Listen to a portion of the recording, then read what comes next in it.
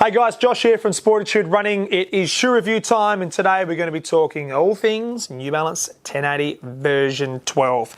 A lot to like about this shoe. New Balance have addressed every single area with regard to the outsole, the midsole and the upper, and in today's review we're not going to leave anything out. So without further ado, let's get stuck in.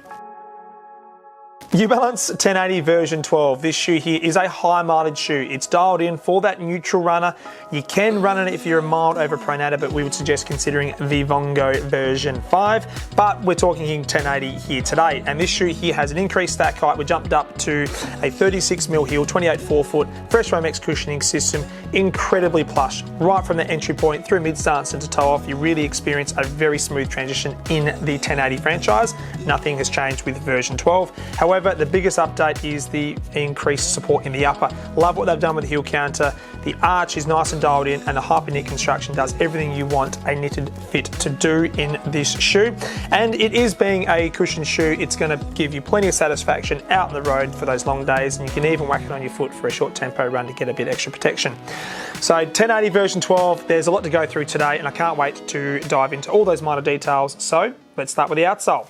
First things first, what I like to see with a shoe like this is really good coverage with rubber protection, and New Balance have got that right. So I'll dial in on these slightly different compounds of rubber. So at the back of the shoe, you can see almost that U shape with the grey rubber construction, a slightly denser rubber, a bit more durability on offer in comparison to the orange section with this shoe, so therefore it's going to provide a little bit more protection for those heel strikers.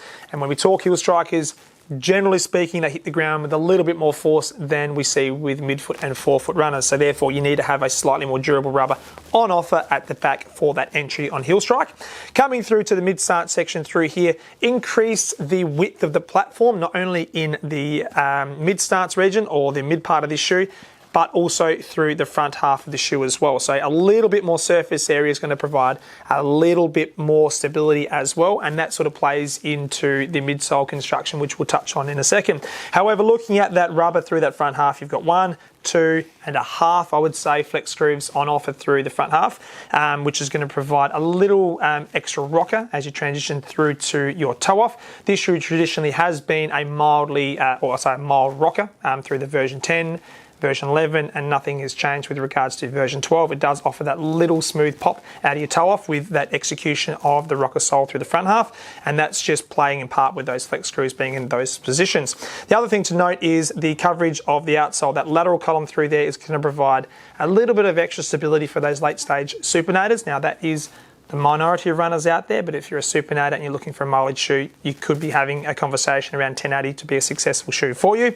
And the other piece here is that slightly more durable rubber on the end, which is the same compound as the heel. Again, that rarely touches the ground, to be completely fair. There's not a lot of runners out there that utilise that front part of the rubber when they're exiting out of their gait cycle, but I suppose New Balance place it there to protect it from some unusual wear through the front part of the outsole of this shoe. Now moving to the midsole of the 1080 version 12. Let's start off with the stats first. Let's cover that off. So as I touched on, there's increase in stack height with this shoe. So New Balance have gone to a 36mm heel and a 28mm forefoot. That's a variance of 8mm heel to toe drop. That's a slight jump on last season, which by 2mm. So a little bit more shoe underneath the foot.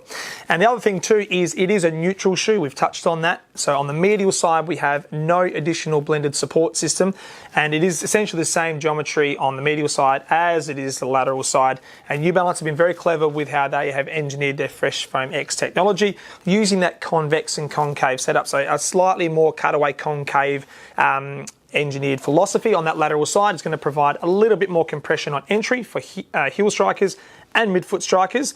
Therefore, when a runner comes through to their mid-stance phase with that convex setup on the medial side, we're not going to see as much compression through the gait cycle.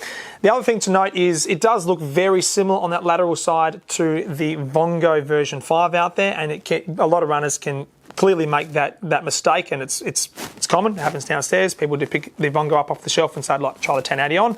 However, on the medial side, we do know the Vongo has that blended support construction. Now, if you want to watch the Vongo video, I say jump onto it, and here is linked to that video above. But back to the 1080, as we have touched on, very plush cushioning system. We've put on a few runners, staff members downstairs, had a conversation about this shoe. I was lucky enough to do some wear testing going back around 4 months now with this shoe before it came to market. And the first thing I picked up on was it's softer.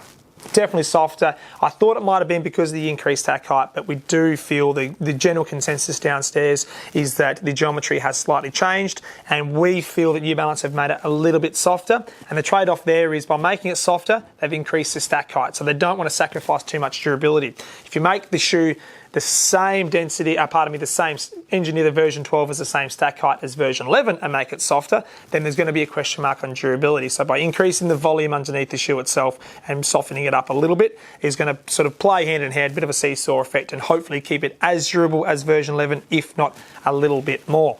With this midsole, let's just talk about the performance of it. We have a really, as I said, really nice entry point for your heel strikers and your midfoot strikers.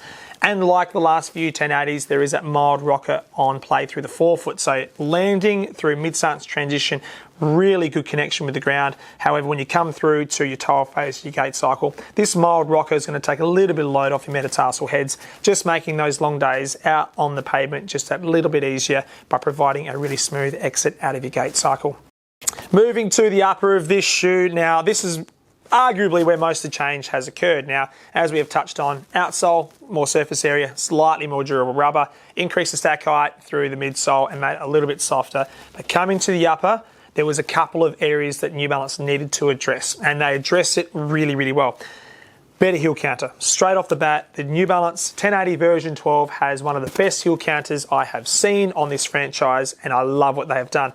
We have that little Achilles flare, so there's a little bit less pressure on the base of your calcaneus or your heel. However, the previous version, version 11, there was a lot of runners out there that did like it. It was a really minimalistic heel counter, but there was enough runners globally that said, hang on, this is not working for us. And New Balance listened and addressed it with version 12. So we have a one-piece internal heel counter that starts from around where my finger sits through here, plastic piece, runs right up around the back of the shoe and finishes around where my finger sits on this lateral side.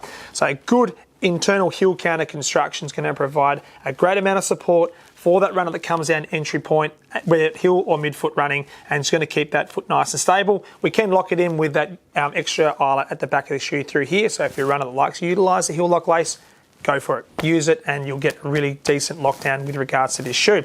The other thing I like about this shoe is the gusseted tongue, or the cradled support you get over your arch. Now, it may be hard to see at home, but I'll hold this up through here. The lace coverage of the 1080 isn't massive. We see a lot of other comparative shoes out there for using like your Nimbus 24s and maybe your Glycerins as an example. We'll see the laces come down a little bit further down the foot. Now that's to provide a little bit more support for that arch, to lock in that transitional support when you're going through your mid-stance phase. But New Balance have come back a little bit, okay? And they've done that because the gusseted construction in this shoe is absolutely perfect in my opinion.